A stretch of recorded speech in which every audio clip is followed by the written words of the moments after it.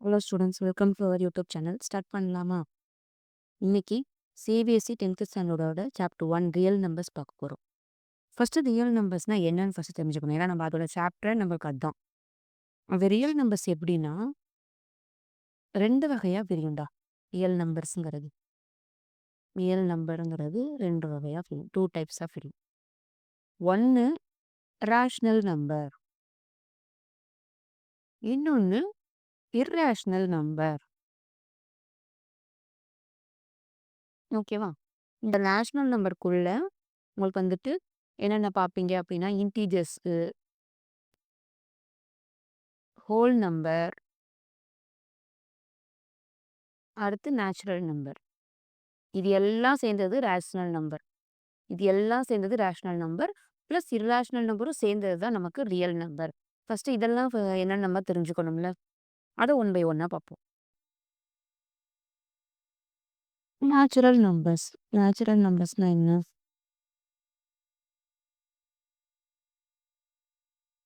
First natural நம்பர்னா என்ன? Natural number அப்படின்னா all number, எல்லா நம்பரும் வரும் எக்ஸப்ட் ஜீரோவா இருக்கும் அண்ட் ஒன்லி பாசிட்டிவ் நம்பர்ஸ் இருக்கும். ஓகேவா? இதை நம்ம வந்து என்னன்னு ரெப்ரசன்ட் பண்ணுவோம். அப்போ 1, 2, 3ன்னு சொல்லிட்டு எல்லா பாசிட்டிவ் நம்பரும் வரும், ஜீரோ வராது. எல்லாமே நமக்கு என்ன வரும்? நேச்சுரல் நம்பர்ஸ்ன்னு சொல்லிட்டு. Whole numbers. ஹோல் நம்பர்ஸ் அப்படின்னா சேம் நேச்சுரல் நம்பர் மாதிரி தான். இதை டபிள்யூன்னு மென்ஷன் பண்ணுவோம். பட் எக்ஸ்ட்ரா இல்லை, ஜீரோவும் சேர்ந்து வரும். ஓகேவா? ஜீரோவும் எக்ஸ்ட்ரா வரும். இதுவும் ஒன்லி பாசிட்டிவ் வைப்பாக தான் இருக்கும். ஓகேவா? அடுத்து இன்டீஜர்ஸ். இன்டீஜர்ஸ் அப்படின்னா நம்ம வந்துட்டு அதை இசட்ன்னு டினோட் பண்ணுவோம். இப்போ இதில் என்ன வரும் அப்படின்னா ஆல் நம்பர்ஸ் வித் இன்க்ளூட் பாசிட்டிவும் வரும், நெகட்டிவும் வரும். அப்போ -1, 0, 1, 2 இப்படி இங்கிட்டும் மைனஸ்லையும் வரும், இங்கிட்டும் ப்ளஸ்லையும் வரும். ஸோ இந்த மாதிரி வர்றதெல்லாம் நமக்கு இன்டீஜர்ஸ்.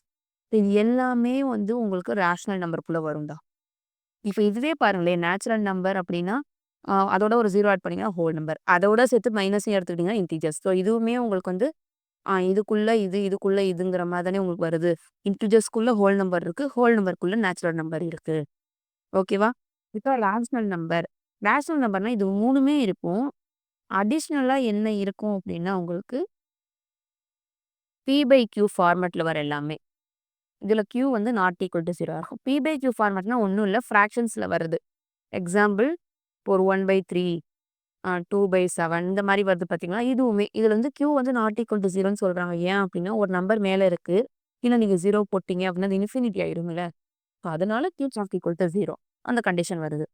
இதே வந்து மைனஸ்லையும் வரலாம் நமக்கு, பாயிண்ட்ஸ்லையும் வரலாம். இப்போ 3.14, 2.73 அந்த பாயிண்ட்டும் நமக்கு என்ன வரலாம்? மைனஸ்லையும் வரலாம், நெகட்டிவ்லையும் வரலாம், 0.17 இந்த மாதிரி நெகட்டிவ்லையும் வரலாம்.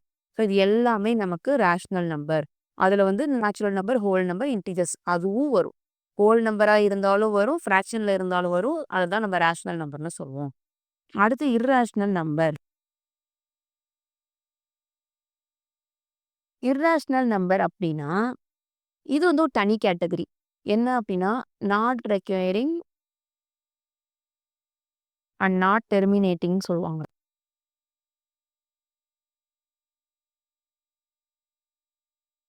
நாட் ரெக்வயரிங் அப்படின்னா என்னன்னா ரிப்பீட் ஆகுது அப்படின்னு. நாட் ரெக்வயரிங்னா ரிப்பீட் ஆகக்கூடாது. டெர்மினேட்டிங் அப்படின்னா முடிகிறதுன்னு சொல்றது. நாட் டெர்மினேட்டிங்னா முடியக்கூடாது, போய்க்கிட்டே இருக்கணும் அப்படின்னு. இது சிம்பிளா சொல்லணும் அப்படின்னா இர்ரேஷனல் நம்பருங்கிறது cannot be written as a simple fraction. ஒரு சிம்பிள் ஃப்ராக்ஷனை நம்மளால அதை எழுதவே முடியாது. எக்ஸாம்பிள் என்ன அப்படின்னா ஒரு √10, ஒரு ரூட்ல இருக்க எதுவுமே ஒரு √1/3, அதுவே ஈவன் மைனஸ்ல கூட வந்துட்டு போட்டுமே, -2/√7, -9 91/7 எது வேணா இருக்கலாம். ஓகேங்களா?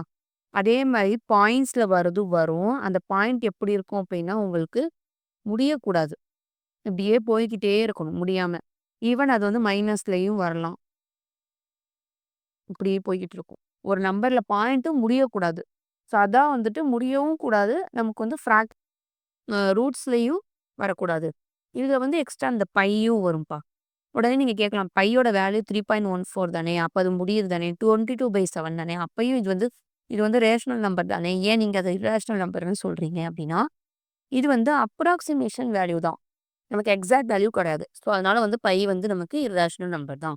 ஸோ உங்களுக்கு வந்து ட்ரிக்கியா கேட்கணும். பை வந்து ரேஷனலா, இர்ரேஷனலா கண்டிப்பா பை வந்து இர்ரேஷனல் தான். ஓகேவா?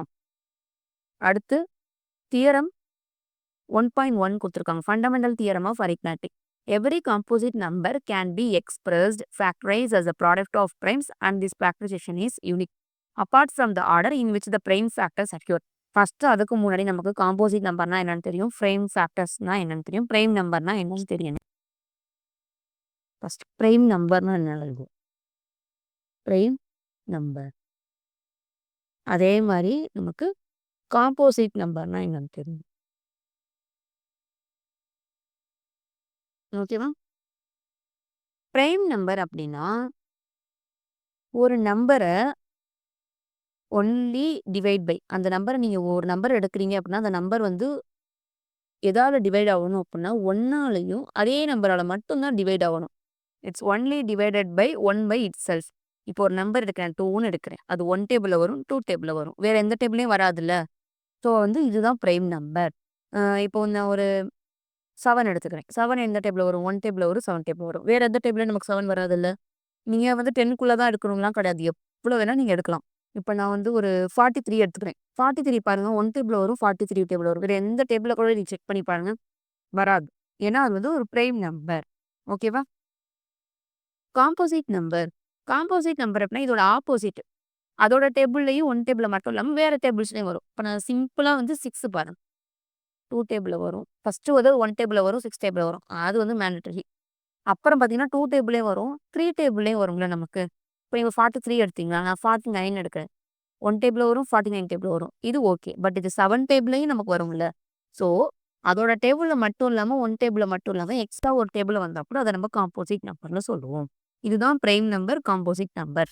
பிரைம் நம்பர்ங்கிறது 1, 2, 3, 5, 7 என்னடா ஒண்ணு ஒண்ணா விட்டுட்டு எழுதுறேன். அப்போ வந்து அப்படிதான் எழுதணும் போல. அடுத்து 9 எழுதணும் போலன்னா தப்பு. 9ங்கிறது நமக்கு காம்போசிட் நம்பர். 3 டேபிள்ல வருதுல்ல நமக்கு. நான் ஒண்ணொண்ணுலாம் விட்டுட்டு எழுதல. கரெக்ட்டா எது பிரைம் நம்பரோ அத பார்த்து தான் எழுதிட்டு வரேன். ஸோ இந்த மாரிலாம் வரது தான் பிரைம் நம்பர்ன்னு சொல்ல வரேன். ஓகேங்களா? பிரைம் ஃபேக்டர்ஸ்ல எழுதுங்க அப்படின்னா என்ன? பிரைம் ஃபேக்டர்ஸ்லாம் கிடையாது. ஒரு காம்போசிட் நம்பர். இப்ப இந்த 6ஏ இருக்கு பார்த்தீங்களா? அதுக்கு பிரைம் ஃபேக்டர்ஸ் எழுது அப்படின்னா, பிரைம் நம்பரால டிவைட் பண்ணிட்டே வரணும். 2 தானே minimum prime number. So first 2ஆல டிவைட் ஆகுதான்னு செக் பண்ணுங்க 6. 2ஆல டிவைட் பண்ணிட்டீங்க அப்படின்னா 3. இது 3 டேபிள்ல தான் வரும். ஸோ 1.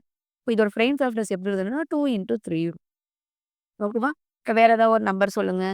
அ இப்போ வந்து நம்ம ஒரு 32ன்னு எடுத்துக்கலாம். அது 2 டேபிள்ல வரும். 1, 6 மறுபடியும் 2, 8 மறுபடியும் 2, 4. ஏன் இது நம்ம 4ஏ எடுத்துக்க கூடாதா? ஏன் இந்த இடத்துலயே நம்ம 4 போட்டு 4 போடலாம்னா 4 பிரைம் நம்பர் கிடையாதுல்ல. ஸோ நீங்க பிரைம் நம்பராலேயே தான் எடுக்கணும். இப்ப இதோட 32வை எப்படி எழுதலாம் அப்படின்னா 2 to the power 1, 2, 3, 4, 5. 2 to the power 5ன்னு எழுதலாம். இதுதான் பிரைம் ஃபேக்டர்ஸ். ஓகேவா? இப்போ இந்த தியரம்க்குள்ள போலாம். காம்போசிட் நம்பர் எடுத்துக்கோங்க. அத வந்துட்டு பிரைம் ஃபேக்டர்ஸ் வர மாரி எழுதுங்கன்றாங்க. நான் ஒரு 18ன்னு அஸ்யூம் பண்ணிக்கிறேன். ஓகேவா? இப்ப இதோட காம்போசிட் நம்பர் எப்படி எழுதுவோம்? 2 போடுவோம். 9 போடுவோம். 9 2s ஆர் 18.